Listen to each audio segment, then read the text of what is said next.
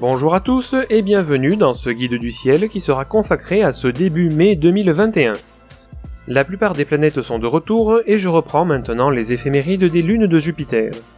Comme ça va bien remplir mes vidéos, je repasse donc désormais sur un rythme de 2 guides par mois. Avant de commencer, je vous présente également le nouveau format de mon tableau de difficulté. Chaque pictogramme représente de manière générale le diamètre de votre instrument. L'œil humain possède une pupille d'entrée de 6 mm, les paires de jumelles et les longues vues tournent autour de 50 mm, ensuite on arrive aux lunettes et petits télescopes d'une centaine de millimètres de diamètre, suivis par les gros télescopes de 200 voire 250. Enfin, nous avons les joujoux de 300 voire 400 et plus. En dessous de chaque pictogramme, vous trouverez une étoile dont la couleur dépendra du niveau de détail en fonction de l'objet observé. Une étoile noire signifie que l'objet est invisible. En rouge, l'objet sera difficilement discernable. En jaune, c'est bien visible mais ça manque encore de détails. En vert, ça signifie que la quantité de détails commence à devenir très intéressante, et en blanc, eh bien, le spectacle devrait être au rendez-vous.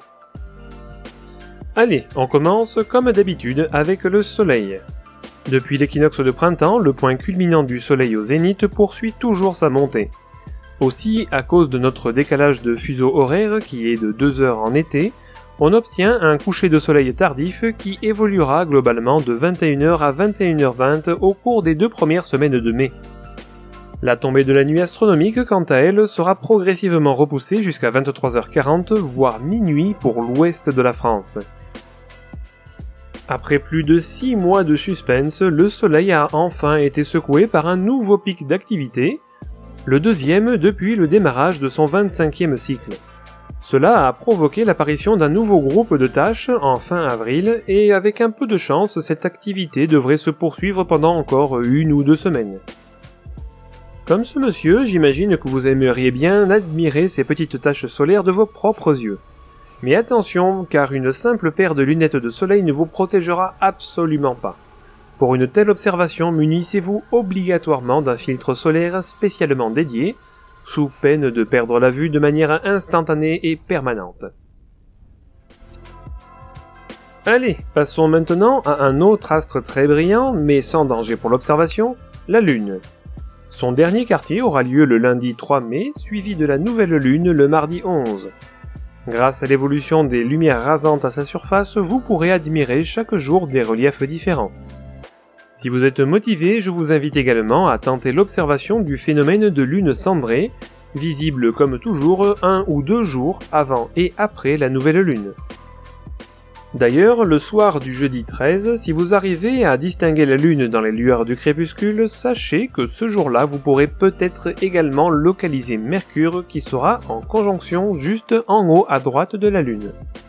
Comme elle orbite très près du Soleil, il faudra attendre son élongation maximum prévue pour le lundi 17. Ce n'est qu'à ce moment-là que vous bénéficierez des meilleures conditions d'observation qui, malheureusement, ne durent jamais plus de quelques jours avec cette planète. Comme Vénus est beaucoup plus brillante, il se peut que vous arriviez aussi à la distinguer, mais c'est pas garanti car son élongation au Soleil sera encore plus serrée que celle de Mercure en ce début mai. Du coup, je vous en reparlerai dans le prochain épisode. Ah, et toujours pour les mêmes raisons de sécurité, attendez bien que le Soleil soit entièrement passé sous l'horizon avant de tenter l'observation de ces 2 planètes. Dès le début de la soirée, Mars se trouvera quelque part à l'ouest dans la constellation des Gémeaux. Bien qu'il soit toujours possible de l'identifier à l'œil nu, à cause de sa faible luminosité, elle se confond de plus en plus avec les étoiles proches. Et oui, dans notre course autour du Soleil, nous continuons inexorablement de nous en éloigner, et du coup, elle se trouve maintenant à plus de 300 millions de kilomètres de nous. À cette distance, même le blanc très contrasté de sa calotte polaire sera quasiment indiscernable, quel que soit votre instrument. Tandis que Uranus passe derrière le Soleil, l'élongation de Neptune continue de s'allonger, mais bon, malheureusement, sa faible luminosité ne vous permettra toujours pas de la distinguer, car elle se lève juste 1 heure avant le Soleil. Si vous êtes encore motivé pour observer le ciel jusqu'à 3 heures du matin, vous ne pourrez pas rater le lever de Saturne à l'est. Elle est généralement très facile à observer et d'ailleurs la plupart des débutants tombent dessus par hasard. Et à un moment, je suis tombé sur un petit point, j'ai mis l'œil dedans, j'ai fait... Et j'ai remis encore, si c'est pas possible. Et ici, il y avait des anneaux. Il y avait des anneaux autour du petit point, je me disais. Et oui, aussi minuscule soit-elle dans votre oculaire, l'effet waouh sera toujours au rendez-vous avec cette planète. Si vous patientez encore quelques minutes, c'est Jupiter qui se lèvera juste après. Alors certes, elle ne possède pas d'anneaux, mais ses 4 lunes principales se révéleront sans problème avec une simple paire de jumelles. Avec un instrument vous permettant un grossissement de qualité, la plupart d'entre vous remarqueront également ces 2 bandes nuageuses principales. Les yeux les plus affûtés distingueront même la grande tache rouge qui se présentera sous la forme d'un petit point rose-rouge plus contrasté. Le balai quotidien des lunes galiléennes vous offrira quelques phénomènes intéressants mais très ponctuels. Je vous ai donc préparé un calendrier de rendez-vous à ne pas rater, et on commence le samedi 1er mai avec la lune Europe qui projettera son ombre sur Jupiter jusqu'à 5h30. Le mardi 4, c'est Io qui projettera son ombre sur la planète, mais le phénomène ne débutera qu'à partir de 4h50. Le mercredi 5, c'est notre lune qui sera... Bon, en fait, rien de spécial, elle sera juste en rapprochement visuel avec Jupiter. Toujours est-il que ce jour-là, vous pourrez également apercevoir la réapparition de Io derrière l'horizon de la géante gazeuse. Ensuite, ce sera au tour de l'ombre de Callisto de réaliser un passage sur la planète le vendredi 7 jusqu'à 3h50. Puis le lendemain, c'est Europe qui projettera son ombre, mais seulement à partir de 5h15, ce qui sera probablement beaucoup plus difficile à observer en raison du lever du soleil aux alentours de 6h. Pour finir, nous allons assister à une petite partie de cache-cache qui débutera le lundi 10 avec Europe qui réapparaîtra derrière Jupiter à 4h56. Le lendemain, c'est Ganymède qui cette fois disparaîtra en passant derrière la planète à 4h08. En fait, dans le jargon, quand un astre en cache un autre, on appelle ça une occultation. Mais le phénomène le plus intéressant se produira le mercredi 12 puisque Io se fera éclipser par Jupiter à 4h03. Contrairement à une occultation, Jupiter ne nous cachera pas sa lune mais elle la privera de soleil pendant plus d'1 heure. Si vous passez suffisamment de temps à observer ces 2 géantes gazeuses, vous verrez probablement passer quelques belles étoiles filantes. Et ce n'est pas un hasard puisque la Terre vient d'entrer dans le sillage de poussière laissé par le passage de la comète Halley, déclenchant ainsi l'essaim d'étoiles filantes des états aquarides. Comme le dernier passage de la comète remonte à plus de 30 ans, la cadence de météores ne sera que d'une quinzaine par heure lors de son maximum attendu pour le jeudi 6 mai. Les étoiles filantes apparaîtront principalement en direction de la constellation du Verseau, dans laquelle se trouvent justement Saturne et Jupiter, ce qui devrait donc vous donner quelques raisons de plus de passer une nuit blanche sous les étoiles. Lors de mon épisode de janvier, je vous avais parlé de la comète C 2020 R4 Atlas, mais finalement sa faible luminosité et sa faible élongation au soleil ne permettaient pas de l'observer à ce moment-là. Mais aujourd'hui, on a peut-être de la chance, car d'après les infos que j'ai pu trouver, elle semble avoir survécu à son passage près du soleil.